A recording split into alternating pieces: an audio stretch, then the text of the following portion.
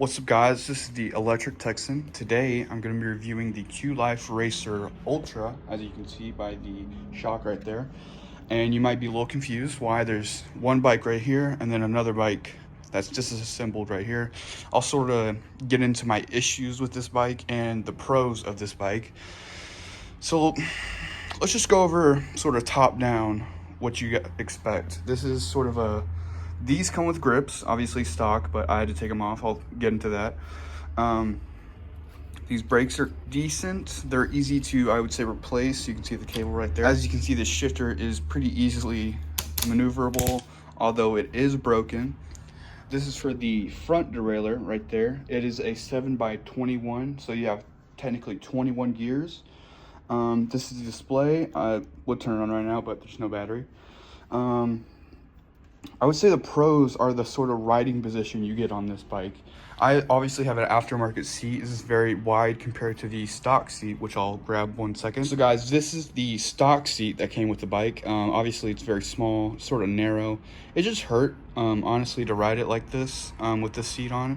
So I just bought an aftermarket. This was about 30 bucks on Amazon, but yeah, that's one thing I would recommend replacing is the seat. Obviously very cushioned, this seat I have. So let's get back to the sort of cockpit operations. This is a little bell right here. Ooh, it's loud. You have the thumb throttle, and obviously this right here. You would obviously have a shifter, 7-speed Shimano shifter, but I'll get into it a little bit later. But I've had a lot of issues with this bike, and some issues were actually caused by me. So yeah, this is my first sort of e-bike I've had in a while. So yeah, so this is the first actual bike I was sent. I had a couple issues with this bike. The rear wheel, a spoke was loose and was causing the issues and everything. So yeah, I had to get a whole new bike. Anyways, so this is my first bike. I've put about, I would say, on this frame alone, I would say 300 miles at least. And then on the other bike, I would say, maybe 350, maybe 400 miles. So I've ridden this bike quite a lot. I would say I have a good understanding of how it works, how everything, goes together on this bike. It does have disc brakes, as you can see right here. These mechanical disc brakes. You could probably replace these with a hydraulic pull disc brake, which is about 30 bucks on Amazon, which will give you a lot more stopping power. Excuse me, power. But yeah, I would say the brakes on this bike are definitely a con. The non-hydraulic brakes, the stopping power is just not that amazing. As you can see, this is almost touching when I'm pulling, and there's a little squeak actually. But yeah, that's after about 300, 400 miles on this.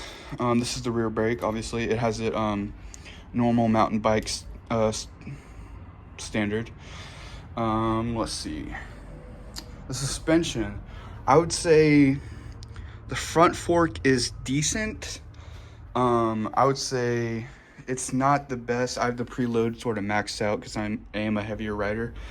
But there's a lock adjustment. You can lock it out and then unlock it. And I'll go back to this in a bit, but here's the battery tray. Here, let me insert a battery real quick. So this is a battery. This is the battery that comes with it. It's going to be a 48 volt, 10 amp hour battery. As you can see, about 499 watt hours. Let's see.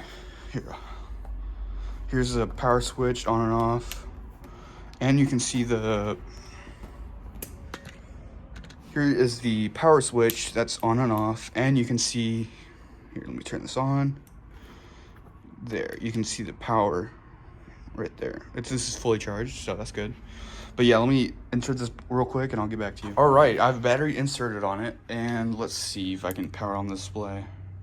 Yep. So this is a non-color display. Oh, it's pretty washed out. There we go. It's a pretty decent display. It's pretty bright actually. To turn the headlight on this e-bike, you would hold the plus button and it dims the display. To turn it off, you would hold it again. And we got here, you can change the trip by pressing this power button. The time, odometer, 212 miles. The weird thing about this model compared to that one is the battery bars don't go down. So obviously that can be pretty troubling, which is why like I said, I've had a lot of issues with this bike.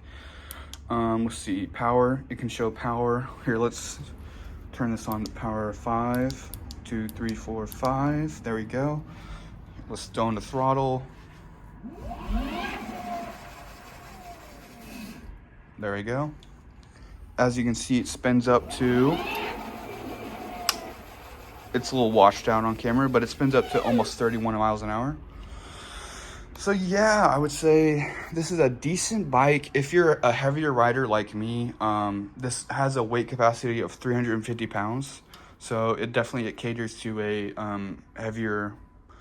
This is obviously not stock. Like I said, I had to do a lot of modifications to the bike. It's just not the best, but it's definitely a way to get you into the e-bike game. Let's see. The crank, obviously, it's a little dirty. Like I said, almost 400 miles total. It does have a cadence sensor, so no matter how hard you pedal, it's just going to give you the max pedal assist that you have. Here's the rear disc brake. I've had a lot of issues.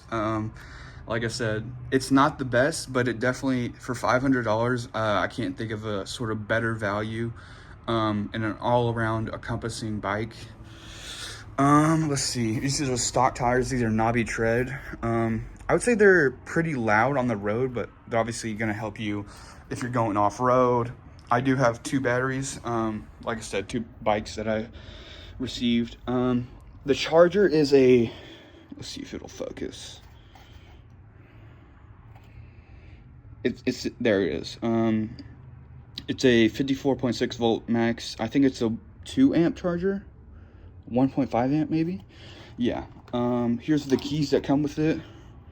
You get 2 keys per battery, so here's 1 set of keys for that battery. Here's 1 set for the one that's on the bike. Yeah, I would say the headlight is very bright, honestly. The seat post, my seat post was very scratched up. As you can see, I added this. This is a air tag, helps me find the bike. Let's see. The rear sort of derailleur, which you can see is not present on this bike I have right here. So it is a 7-speed Shimano Tourney TZ, but I had to take it off. Like I said, I've had a lot of issues with this bike and a lot of things that I definitely like with this bike. Like I said, the 350 pound capacity for the price is pretty hard to come by because most is less than 300 pounds. But you know, I will give them credit for actually sending me a new bike when the rear wheel was actually, you know, not working. I had to take it off and everything. So I will give them credit for their support team. They sent me a new bike, you know, didn't have to pay shipping or anything like that. They just sent it to me. So I really appreciate them for that. Overall, I would definitely recommend a bike like this if you're just getting into e-bikes or if you've never had an e-bike. This is definitely a great sort of e-bike to have for your first sort of e-bike, and if you're just getting into it, if you're sort of new, you don't know what you're doing, this is definitely one you can do a lot of upgrades. Like you can upgrade that front fork, you know, get better travel on that. You can upgrade the tires, which I actually did, but these are the sort of ones I have on them right now, the stock ones. But I upgraded them to more of a street style riding because that's most of the riding I do. So getting into sort of the issues I've had with this bike, let's go from top to bottom. So let's see. So the front grips, I had to take these off and replace the cable in this brake because it was like, I don't know how to describe it. It wouldn't stop, or it would stop and then it would like snap really quick and I couldn't brake, obviously, which actually caused me to crash. So not that fun, but I've, you know, recovered. So the display I've actually had no sort of issues with. It's actually very reliable, very easy to read, even in broad daylight. Let's get to the throttle and over here brake. So, and the shifter that's actually not here. So the shifter actually snapped and I had to take it off because it was just shifting to random gears and would not work properly. So that's why I had to take the rear derailleur off, and actually why I don't have a shifter or a chain on it right now. I'm hopefully gonna, do some upgrades to get that back. But yeah, I would say that's definitely a problem. The shifter just snapped on me, so I don't know really any notes to fix that, or I guess you would just have to buy a new one, which sucks, really does. But for the price, this is a great bike. I will still, even the issues I had, even though, I've had 2 so far, and both of them are having issues, I would still say this is a great bike, even just because it's such an entry-level price to get into this, that it's like a great value. And you will have great learning experiences, just learning how to fix bikes, learning what stuff is wrong, learning how to adapt to the stuff. So yeah, I would say another issue I've had is actually this rear wheel. So obviously you have to keep your wheel sort of trued, is what they call it. And this wheel is really wobbly. When I got it, it was actually still a little bit wobbly. Try to tighten the spokes, try to fix it a little bit. It's still wobbly.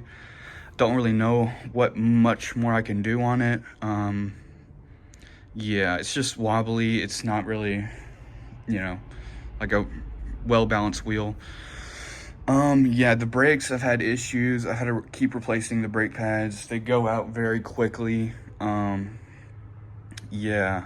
And I replaced the rear, can't think of the name right now. This is a aftermarket, I can't think of the name.